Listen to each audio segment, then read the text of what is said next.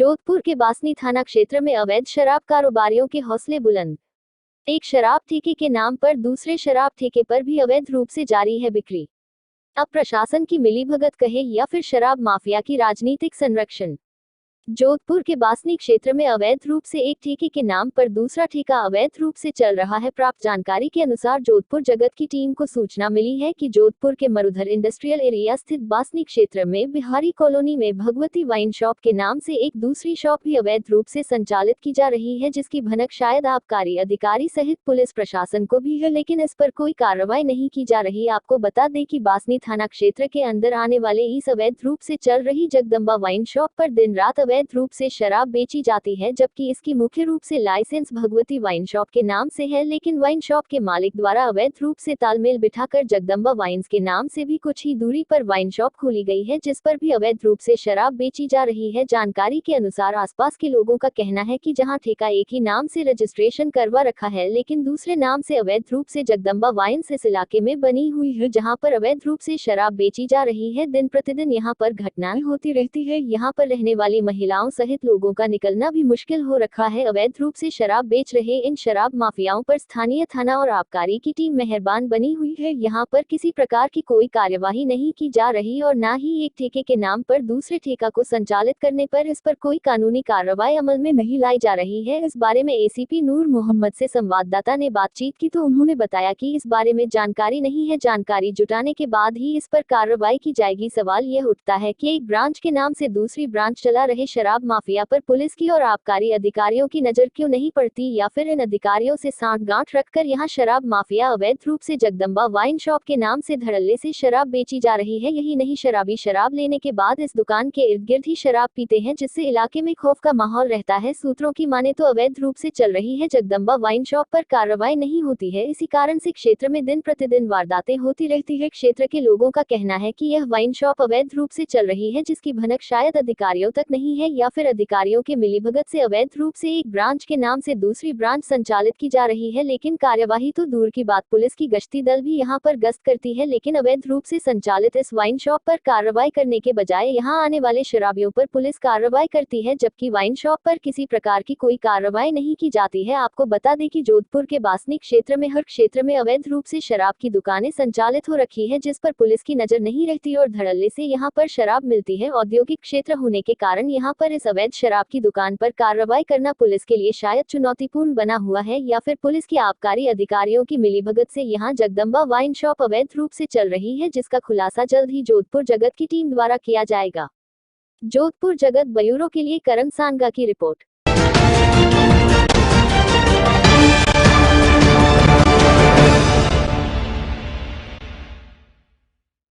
Jodhpur AIIMS के पास कादरी की खुले मैदान में एरोप्लेन गिरने की अफवाह ने जोधपुर में खलबली मचा दी। मौके पर मीडिया के पहुंचने के बाद जानकारी हासिल हुई कि भारतीय वायुसेना द्वारा जेट का एक प्लेन स्टूडेंट्स को प्रशिक्षण के लिए भेजा गया था, जिसे कंटेनर द्वारा जोधपुर एम्स के पास कादरी की खुली मैदान में रखा गया। कंटेनर से उतरते समय हुई आवाज के चलते अफवाह की आग चारों ओर लग गई। यहां तक कि पुलिस और फायर ब्रिगेड भी मौके पर पहुंचकर जायजा लिया और चैन की सांस ली। हिमांशु सांगा, ओमाराम मेहरा की रिपोर्ट।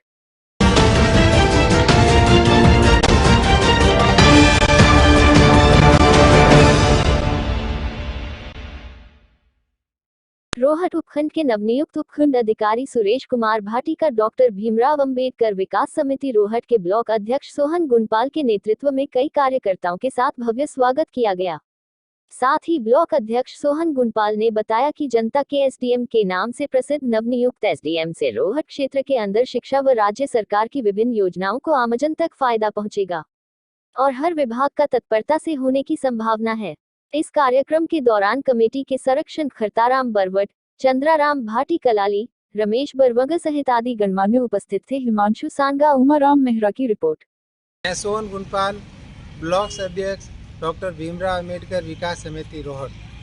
आज हमारे रोहट क्षेत्र की डॉक्टर भीमराव अंबेडकर विकास समिति के द्वारा रोहट उपखंड नवनियुक्त एसडीएम महोदय श्री सुरेश कुमार भाटी का गर्मजोशी से स्वागत किया गया। साथ ही नवनियुक्त एसडीएम महोदय सुरेश कुमार भाटी से पूर्ण उम्मीद है कि हमारे रोड क्षेत्र के अंदर बजरी खनन, अत्याचार चोरियां और विभिन्न अपराधों में 100% कमी आएगी। साथ ही हमारा रोड क्षेत्र सामाजिक, आर्थिक और धार्मिक क्षेत्र के अंदर निश्चित रूप से हमारे क्षेत्र का सर्वांगीण विकास होगा। धन्यवाद।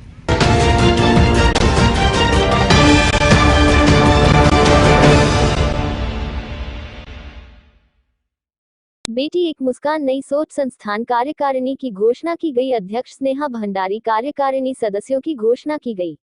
स्नेहा भंडारी अध्यक्ष, कोमल मेवाड़ा सचिव, विनय दाधीच कोषाध्यक्ष, नीतू फोफलिया उपाध्यक्ष, सुखदीप कौर महासचिव, कोमल भाटी कार्यक्रम संयोजक, पूर्णिमा सोनी महामंत्री। बेटी एक मुस्कान नई सोच संस्थान कार्यकारिणी की घोषणा की गई। बच्चियों के भविष्य के लिए कई कार्य किए जाएंगे। हिमांशु सैंगर, मनीष मेहता की रिपोर्ट। स्नेहा भंडारी, बेटी एक मुस्कान नई सोच संस्था से। जो आपने अभी तक कार्य किए बेटियों के संबंधित जानना चाहता हूँ मैडम मैं आपसे। बेटियों के लिए हम बेटियों की अवेयरनेस पे काम करते हैं, उनकी एजुकेशन पे काम करते हैं। और हमारे पास कोई केस आता है देश से जो पीड़ित है महिला या बेटी, हम उसके लिए लड़ते हैं उन बच्चों के लिए। और बच्चों की मेन हमारा है जो मुद्दा है वो बच्चों की एजुकेशन को लेके है। हम बच्ची के एजुकेशन के लिए काम करते हैं। किसी की बुक्स प्रोवाइड करवाना, किसी बच्ची की फ़ीस जमा करवाना, जो नहीं दे पा रही है बच्चा, उनके लिए हम हमारी संस्था द्वारा उनकी हेल्प करते हैं। कितना टाइम हो गया मैडम आपको ये काम करते हुए? सर मुझे वैसे तो काफ़ी 5-6 साल हो गए हैं, बट अभी मैंने मेरी जो संस्था बनाई है बेटी एक मुस्कान नई सोच संस्था के नाम से, तो अभी हम उस पर थोड़ा तो अभी लेटेस्ट में आपने ऐसा कुछ कार्य किया हो तो उसके बारे में अभी संस्था जब मेरी रजिस्ट्रेशन नहीं हुई थी उससे पहले भी मैंने खूब अवेयरनेस पे काम किए हैं बच्चियों को लेके और काफ़ी एक्टिविटी की है। बट अभी जब लॉकडाउन लग गए थे 2 बार, तो अभी इस लॉकडाउन में हमने 2 बेटियां जिनके पेरेंट्स नहीं थे, उन बेटियों की शादी का जो दहेज का जो खर्चा था वो हमने हमारी संस्था से और कुछ भामाशाहों के सहयोग से पूरा किया। और अभी एक बच्ची जो कॉलेज में थी, मेडिकल कॉलेज में, वो तैयारी कर रही थी बट इच्छुक नहीं थी, पैसे नहीं दे पा रही थी, फीस जमा नहीं करवा पा रही थी काफ़ी टाइम से। तो वो उसका सर्टिफिकेट नहीं दे रहा था। हाँ, वो उसका सर्टिफिकेट और रजिस्ट्रेशन नहीं दे पा रहे थे कॉलेज वाले, जब क्योंकि उसका फीस ड्यू था। तो हमारी संस्था से मिलके हम सब ने थोड़ा थोड़ा सहयोग किया, कुछ भामाशाहों ने सहयोग किया और 35,000 जो बच्ची की फीस थी वो हमने उस बच्ची की भरवाई। मैं ये पूछना चाहूँगा मैडम, एक आप भी एक नारी हैं जी, और नारी के लिए अब ये काम कर रहे हैं जी। तो आपको कैसा फील होता है? मुझे बहुत अच्छा लगता है क्योंकि मैं मेरी बचपन से क्या मेरे काफ़ी टाइम से मेरी सोच थी कि मैं बेटियों के लिए, उन महिलाओं के लिए करूं जो जिनको रियल में ज़रूरत है, जो नीडी है, जिनके साथ अत्याचार होते हैं, जिनको इतना मतलब जो लोग उनके साथ व्यवहार गलत करते हैं, उन महिलाओं के साथ मैं खड़ी रहूं और लड़ूं उनके साथ खड़ी होकर। ये हमेशा मेरी सोच रही है। ये प्रेरणा किसकी थी? ये प्रेरणा मेरे पेरेंट्स की भी थी और साथ में मेरी थी, और मेरे साथ मेरी बच्ची है वो भी मेरे साथ है। मैं पूछना चाहूँगा ये आपका ख्वाब था या? नहीं, शुरू से ही था सर। मैं यही आपको बोलती हूँ कि मेरा जो मोटो था वो बेटियों को लेके था कि मैं बेटियों को हर फील्ड में उनको आगे रखूँ, हर फील्ड में उनको आगे लेके जाऊँ, जहाँ तक मुझे होगा मैं उन बेटियों को आगे लेके जाऊँगी। बेटियों के लिए कोई मैसेज देना चाहेंगे? बेटियों को मैं सबसे पहले तो पेरेंट्स को मैसेज देना चाहूँगी, क्योंकि पेरेंट्स ही बेटियों के लिए हमेशा आगे लाने वाले पेरेंट्स ही होते हैं बेटियों को। तो बेटियों को कमज़ोर ना समझें। बेटियों जो भी जिस फील्ड में बेटियां हैं उस फील्ड में बेटियों का सपोर्ट करें, उनको आगे लाने की कोशिश करें और हर बेटी को शिक्षित करें, हर बेटी को एजुकेशन पूरी दें ताकि वो अपना फ्यूचर आगे ब्राइट कर सकें। और आपकी कार्यकारिणी जो टीम है सदस्य, उनके बारे में जानना चाहता हूँ। जी, मेरी कार्यकारिणी में मेरी टीम मेरे पूरी साथ रहती है, हर प्रोग्राम में, हर एक्टिविटी में मेरा सपोर्ट में रहती है। हमारे सचिव हैं कोमल मेवाड़ा और महासचिव हैं सुखदीप कौर, कार्यक्रम संयोजक हैं हमारे कोमल जी भाटी, और ये हमारे लीगल एडवाइज़र हैं मंजू सिंह जी, जो हमारे लीगल जो केस आते हैं बच्चों से रिलेटेड तो मैं इनको ही देती हूँ। तो ये हमारी टीम है, और पूर्णिमा जी है, और कोषाध्यक्ष हमारे विनय दाधीच जी हैं। तो ऐसे टीम है और काफ़ी सदस्य हैं सर हमारे साथ। पूरी 15-20 लोगों की हमारी टीम है जो बेटियों के लिए काम कर रही है। और मैडम अभी तक आपने जो बेटियों के लिए काफ़ी खर्च कर रहे हैं, तो आप ऐसा कुछ यूनिक करें जिससे बेटी को एक स्टेज, एक प्लेटफॉर्म मिले, तो आपने ऐसा कुछ किया अभी तक? अभी हाल ही में मेरे को 15 दिन हो गए हैं, 10 से 15 दिन। सिंधी समाज से एक महिला आई थी मेरे पास। वो मतलब पापा की जो बच्ची की फादर की डेथ हो गई थी, तो उन्होंने बोला मैं बच्ची का फ़ीस काफ़ी टाइम से भर नहीं पा रही हूँ। 4th क्लास की बच्ची थी, यहाँ मधुबन में सरस्वती नगर में सहदेव पब्लिक स्कूल करके है, तो वहाँ 13-14 हज़ार कुछ बच्ची का फ़ीस था। वो मैंने प्रिंसिपल से कह के 6,000 6,500 करवाया, और वहाँ के समाज के लोगों से वो 6,500 मैंने वहाँ से उनका पे करवाया बच्ची का स्कूल का, ताकि वो बच्ची आगे पढ़ सके, एजुकेशन कर सके अपनी पूरी। और साथ ही में बच्ची के पास ना तो बुक्स थी, वो कैसे पढ़ पाएगी, ऑनलाइन पढ़ती है बट बुक्स बिना बच्ची कैसे पढ़ेगी, तो हमने हमारी संस्था के सहयोग से बच्ची को बुक्स प्रोवाइड करवाई। और ऐसे कार्य आप करते रहेंगे आगे फ्यूचर में? बिल्कुल, हमारा जो मेन है ये एजुकेशन पे ही है, और हम ज़रूरतमंद बेटियों के लिए हमेशा ऐसी कुछ ना कुछ नई चीज़ें लाएंगे और नए कार्य करते रहेंगे बच्चों के लिए। मैडम, आपने जो भी टीम के बारे में है आपने मैसेज दिया, अभी कार्य भी कर रहे हैं, और मैं चाहता हूँ अभी आपने जो स्टडिंग की है तो कुछ लोग आपके बारे में कुछ बोलना चाहते हैं, तो मैं पूछना चाहूँगा उसके बारे में आपसे। मैं मेरी संस्था को लेके आगे भी मैंने बहुत सारे काम किए हैं। देखो, कुछ असामाजिक तत्व ऐसे आ जाते हैं कि संस्था को नीचा दिखाते हैं या संस्था छीनने की कोशिश करते हैं, बट मैंने हिम्मत नहीं हारी, मैंने हार नहीं मानी, और मैंने आज मेरी संस्था फिर से खड़ी की। बेटी एक मुस्कान के नाम से मुझे भविष्य में मुझे जाना जाए, बेटी एक मुस्कान नई सोच संस्था के नाम से। धन्यवाद। Good day. मेरा नाम कोमल मेवाड़ा है। हम एक बेटी एक मुस्कान नई सोच संस्था से हैं। हमारी संस्था एक बेटियों के लिए सब काम करती है, जैसे उनकी एजुकेशन हुई, उनकी हेल्थ हुई, जो भी रिलेटेड बेटियों से जो भी प्रॉब्लम होती है, जो बेटियां फेस करती है, वो सब हमारी संस्था के थ्रू देखी जाती है। किसी को भी मतलब ऐसे जुड़ना होता है हमारी बेटी एक संस्था से, तो आप कांटेक्ट कर सकते हैं। हमारा पेज है बेटी एक मुस्कान नई सोच संस्था से। ठीक है। दीप कौर है और मैं बेटी एक मुस्कान नई सोच संस्थान से हूँ। मैं महासचिव पद पे हूँ और हम बेटियों के लिए बहुत सारे कार्य कर रहे हैं। जैसे स्नेहा जी ने आपको पहले ही बताया, हम क्या नई सोच लेके चल रहे हैं लड़कियों के लिए, लेडीज़ के लिए। जिन लेडीज़ पे अत्याचार होता है उनके साथ हम हाथ से हाथ मिला के, कंधे से कंधा मिला के खड़े हैं। तो हमारी संस्था यही काम करती है उन लोगों के लिए जिनको रिक्वायरमेंट होती है। आप नारियों के लिए क्या मैसेज देना चाहते हैं? मैं तो यही मैसेज दूंगी, आज की नारी सब पे भारी। अगर कोई कमज़ोर है तो वो हमारे साथ आ जाए, तो हम उनको वैसे ही कर देंगे, सक्षम कर देंगे सब चीज़ों में। Thank you. मेरा नाम कोमल भाटी है और मैं बेटी एक मुस्कान नई सोच संस्था के साथ में जुड़ी हुई हूँ। और मैं स्नेहा जी को काफ़ी लंबे टाइम से जानती हूँ। ये बहुत ही बेहतरीन काम करते हैं महिलाओं, बच्चियों के लिए, जो असहाय है, जो अत्याचार से पीड़ित है, जो नीडी है, उनके लिए हमेशा ये खड़ी रहती हैं और उनके लिए अच्छा काम करने की सोचती है। और हमेशा एक नई सोच के साथ हर बार नया रूप लेके सामने आती हैं। और इनको मैं बहुत ही अच्छी तरह से जानती हूँ। और ये बच्चों की एजुकेशन के ऊपर बहुत ज़्यादा जोर देती हैं। ये चाहती हैं कि जो आज की महिला है वो शिक्षा के क्षेत्र में आगे बढ़े और वो शिक्षा से वंचित नहीं रहे। क्योंकि अगर शिक्षित होगी महिला या बच्ची तो वो अपना अच्छा बुरा को पहचानेगी और आगे वो अपने निर्णय लेने में सक्षम होगी और उसमें आत्मविश्वास आएगा। क्योंकि आज के टाइम के अनुसार बच्चों में और बेटियों में आत्मविश्वास का होना बहुत ही ज़रूरी है।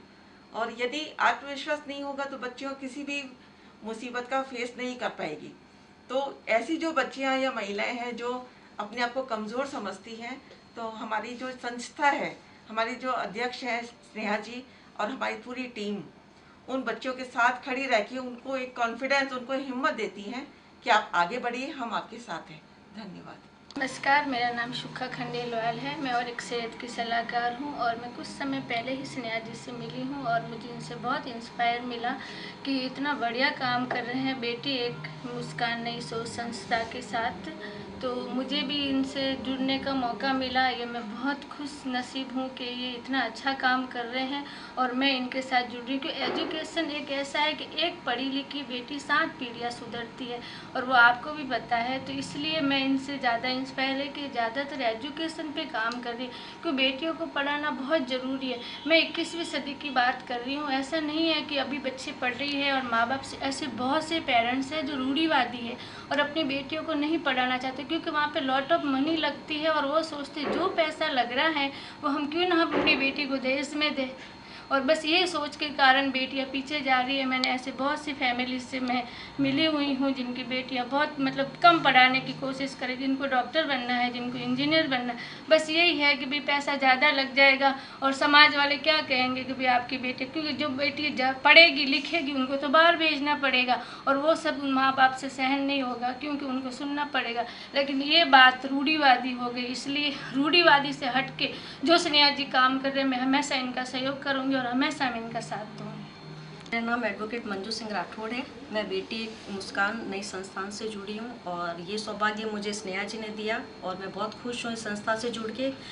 ये जो काम कर रहे हैं ये बहुत ही सराहनीय कार्य है। हमारे समाज की अधिकांश महिलाएं, बच्चियां जिन पे अत्याचार होता है, शोषण होता है, वो कई कारणों से आगे नहीं आ पाती है, मगर स्नेहा जी ने जो मुहिम छेड़ी है, उन्हें हौसला दिया है, उन्हें ये दिलासा दिया है कि उनके साथ जो अन्याय हो रहा है उन्हें न्याय दिलाएं। और मैं लीगल एडवाइज़र पे हूँ, तो मेरा ये मकसद है कि मैं जिनके ऊपर अत्याचार हो रहा है या जो आगे नहीं आ पा रही है, मैं उन्हें आगे लेके आऊँ और उनका मेरी जितनी हेल्प होगी मैं फ्री में उनका न्याय दिलाने की कोशिश करूँगी। Thank you. मेरा नाम एडवोकेट अंजू गुजर है। आप अपने बारे में बताएंगे संस्था के संबंधित कुछ? मैं स्नेहा जी को मैंने इनके बारे में बहुत सुना था, मैडम के बारे में, और ये लेडीज़ के लिए, बच्चों के लिए बहुत से कार्य करते रहते हैं, इसीलिए इनसे जुड़ने का मौका मिला मुझे आज ही। फर्स्ट टाइम इनसे मिली और बहुत इंस्पायर हुई हूँ इनसे। Thank you.